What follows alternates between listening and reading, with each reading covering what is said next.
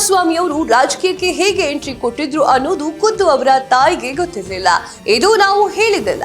ಸಂದರ್ಶನ ಒಂದರಲ್ಲಿ ತಾಯಿ ಚಿನ್ನಮ್ಮ ಅವರೇ ಹೇಳಿಕೊಂಡು ವಿಸ್ಮಯಕಾರಿಯಾಗಿ ನಗು ಬೀರಿದ್ರು.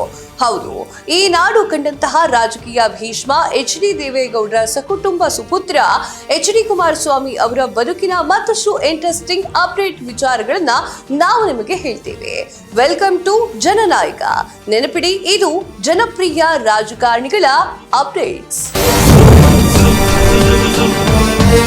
ಕುಮಾರಣ್ಣನ ರಾಜಕೀಯ ಎಂಟ್ರಿಯೇ ಅಚ್ಚರಿ. ಸಿನಿಮಾ ಕ್ಷೇತ್ರದಲ್ಲಿ ಸಹ ಸಾಧಿಸಿದ್ದು ಭರ್ಜರಿ. ಕುಮಾರಸ್ವಾಮಿ ಕನ್ನಡ ಕಣ್ಮಣಿ, ಜನತಾ ದಳದ ನಾಯಕನೇ ದನಿ ಎಚ್.ಡಿ.ಕೆ. ಜೈ ಎಚ್.ಡಿ.ಕೆ. ಕುಮಾರಸ್ವಾಮಿಯವರು ರಾಜಕೀಯಕ್ಕೆ ಎಂಟ್ರಿ ಕೊಟ್ಟಿದ್ದೆ ಒಂದು ಆಕಸ್ಮಿಕ.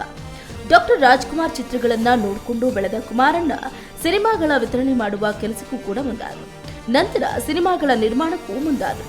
ವಿತರಕರು, ಪ್ರದರ್ಶಕರು ಆಗಿ ಕೆಲಸ ಮಾಡಿದ ಕುಮಾರಣ್ಣ ಪತ್ನಿ ಅನಿತಾ ಕುಮಾರಸ್ವಾಮಿಯವರ ಹೆಸರಿನಲ್ಲಿ ಸಿನಿಮಾ ಕೂಡ ನಿರ್ಮಾಣ ಮಾಡ್ತಾರೆ. ಅನಿತಾ ಕುಮಾರಸ್ವಾಮಿಯವರ ಹೆಸರಿನಲ್ಲಿ ಯಾವಾಗ ಸಿನಿಮಾ ನಿರ್ಮಾಣ ಮಾಡ್ತಾರೋ ವಿಷ್ಣುವರ್ಧನ್ ನಟನೆಯ ಸೂರ್ಯವಂಶ ಸಿನಿಮಾ ಅವರ ಬ್ಯಾನರ್ಗೆ ದೊಡ್ಡ ಮಟ್ಟದ ಹೆಸರನ್ನ ತಂದುಕೊಡುತ್ತೆ. ಪಂಚಮ ವೇದ ಮತ್ತು ಹಾಲುಂಡ ತವರು ಸಿನಿಮಾಗಳನ್ನ ವಿತರಣೆ ಕೂಡ ಮಾಡಿದ್ದ ಕುಮಾರಣ್ಣ ಅವರಿಗೆ ರಾಜ್ಕುಮಾರ್ ಸಿನಿಮಾದ ಮೇಲೆ ಅಪಾರ ಪ್ರೀತಿ ಇದ್ರೆ ವಿಷ್ಣುವರ್ಧನ್ ಅವರ ಮೇಲೆ ವಿಶೇಷ ಗೌರವ ಇತ್ತು. ನಿರ್ದೇಶಕ ಎಸ್ ನಾರಾಯಣ್ ಅವರ ಮೇಲೆ ಅಪಾರವಾದ ವಿಶ್ವಾಸ ಮತ್ತು ನಂಬಿಕೆ ಹೊಂದಿದ್ದ ಕುಮಾರಣ್ಣ ಅವರ ಕೈಯಿಂದ ಚಂದ್ರಚಕೋರಿ ಹಾಗೆ ಸೂರ್ಯವಂಶ ಚಿತ್ರಗಳನ್ನ ನಿರ್ದೇಶನ ಮಾಡಿಸಿ ಯಶಸ್ವಿಯಾದರು. ಸೂರ್ಯವಂಶ ಸಿನಿಮಾ ದೊಡ್ಡ ದಾಖಲೆ ಮಾಡಿತ್ತು. ಚಂದ್ರಚಕೋರಿ ಸಿನಿಮಾವು ವರ್ಷಗಟ್ಟಲೆ ಓಡಿತ್ತು.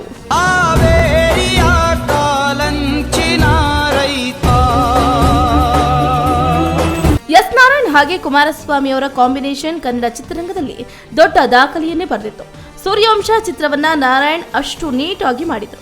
ಆ ಚಿತ್ರದ ಹಾಡುಗಳು, ಸನ್ನಿವೇಶಗಳು, ದೃಶ್ಯಾವಳಿಗಳು ಇವತ್ತಿಗೂ ಕಣ್ಣಿಗೆ ಕಟ್ಟಿದ ಹಾಗೆ ಇದೆ. ಸತ್ಯಮೂರ್ತಿಯ ಪಾತ್ರ, ಕನಕಮೂರ್ತಿಯ ಘನತೆ ವ್ಯತ್ಯ ಪಾತ್ರ ಸೇರಿದಂತೆ ಚಿತ್ರದ ಪ್ರತಿ ಫ್ರೇಮ್ ಕೂಡ ಪರ್ಫೆಕ್ಟ್. ಆ ಸಿನಿಮಾದ ಗೆಲುವು ಇಡೀ ಕುಟುಂಬವನ್ನ ಥಿಯೇಟರ್ಗೆ ಕರೆಸುವಂತಾಗಿತ್ತು. 1 ವರ್ಷಗಟ್ಟಲೆ ಓಡಿದ ದಾಖಲೆ ಅಂತ ಮಾಡಿದ್ದು ಚಂದ್ರಚಕೋರಿ. ಆ ಸಿನಿಮಾ ಕೂಡ ಕುಮಾರಸ್ವಾಮಿಯವರ ಕಿಸೆಗೆ ಆಗಿನ ಕಾಲದಲ್ಲೇ ಕೋಟಿ ಕೋಟಿ ತುಂಬಿಸಿತ್ತು. ಹಾಡುಗಳ ಹಬ್ಬವೇ ಆಗಿದ್ದ ಚಂದ್ರಚಕೋರಿ ಸಿನಿಮಾ ಶ್ರೀಮುರಳಿ ಕೆರಿಯರ್ನ ಅತ್ಯುತ್ತಮ ಚಿತ್ರವೂ ಕೂಡ ಹೌದಾಗಿತ್ತು. ಬಾಲ್ಯದಲ್ಲಿ ಕುಮಾರಣ್ಣ ಬಲೆ ಚುರುಕಾಗಿದ್ರು. ಕಾರ್ ಡ್ರೈವಿಂಗ್ ಕೂಡ ಕುಮಾರಣ್ಣ ಕಲಿತಿದ್ರು. ಕುಮಾರಣ್ಣ ಅವರು ಬಾಲ್ಯದಲ್ಲಿ ಬಲು ಚುರುಕಾಗಿದ್ರು. ಅಪ್ಪ ಅಮ್ಮ ಇಬ್ಬರಿಗೂ ಮಗ ಆರಾಮಾಗಿ ಓದ್ಕೊಂಡು ಓಡಾಡಿಕೊಂಡು ಇರ್ಲಿ ಅಂತಷ್ಟೇ ಅನ್ಕೊಂಡಿದ್ರು. ಆದ್ರೆ ಬಾಲಕುಮಾರ ತಂದೆ ತಾಯಿಗೆ ಅಚ್ಚರಿ ಮೂಡಿಸುವಷ್ಟು ಒಂದೊಂದಾಗಿ ಕಲ್ತ್ಕೊಂಡು ತನ್ನಿಂತಾನೇ ಮುಂದೆ ಬಂದ್ರು. ರಾಜಕೀಯಕ್ಕೆ ಬರ್ತೀಯೇನಪ್ಪ ಅಂತ ಮನೆಯವರು ಕೇಳಿದ್ರೆ ನನ್ನ ಬದಲಿಗೆ ಅಮ್ಮನನ್ನ ನಿಲ್ಲಿಸಿ ಅಂತ ಹೇಳ್ತಿದ್ರಂತೆ. ಕಾರ್ ಡ್ರೈವಿಂಗ್ ವಿಷಯದಲ್ಲಿ ಕೂಡ ಅವರೇ ಕಾರ್ ತಗೊಂಡು ಅವರೇ ಕಾರ್ ಓಡಿಸೋದನ್ನ ಕಲ್ತುಬಿಟ್ರು. ಅಷ್ಟೊಂದು ಚುರುಕಾಗಿದ್ರು ಕುಮಾರಣ್ಣ. ರೇವಣ್ಣನಿಗೆ ರಾಜಕೀಯ ಅಷ್ಟು ಇಷ್ಟು ಗೊತ್ತಿತ್ತು. ಕುಮಾರಣ್ಣನಿಗೆ ಸಿನಿಮಾ ಕಡೆ ಹೆಚ್ಚು ಒಲವಿತ್ತು.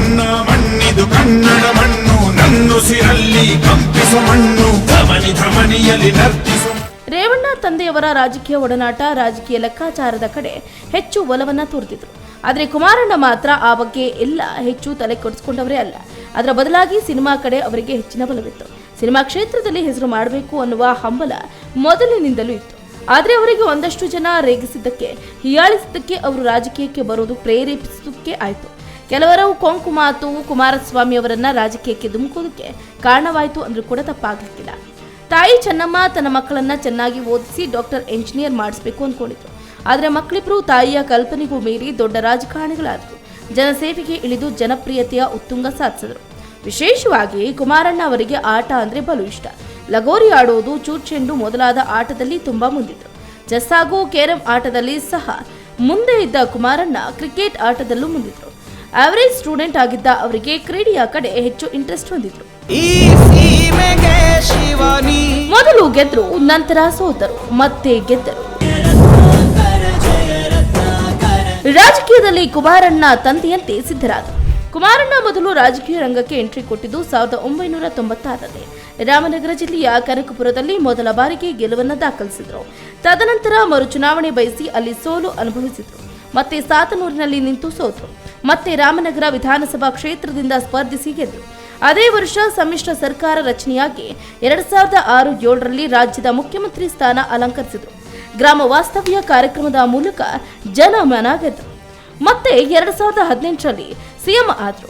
ಜನಸೇವೆ ಮಾಡ್ತಾನೆ ಜನಪ್ರಿಯ ಮುಖ್ಯಮಂತ್ರಿಯೂ ಹೌದು ಅನ್ಸ್ಕೊಂಡ್ರು. ಸದ್ಯ ಕೇಂದ್ರ ಮಂತ್ರಿ ಆಗಿರುವ ಕುಮಾರಣ್ಣ ಅವರ ರಾಜಕೀಯ ಜೀವನ ಗುಣಮಟ್ಟದಿಂದ ಕೂಡಿದ್ದು ಸೋಲು ಗೆಲುವುಗಳನ್ನ ಮೀರಿದ ಜನಾನುರಾಗಿ ರಾಜಕಾರಣಿ ಅನ್ಸ್ಕೊಂಡಿರೋದು ಗಮನಾರ್ಹ.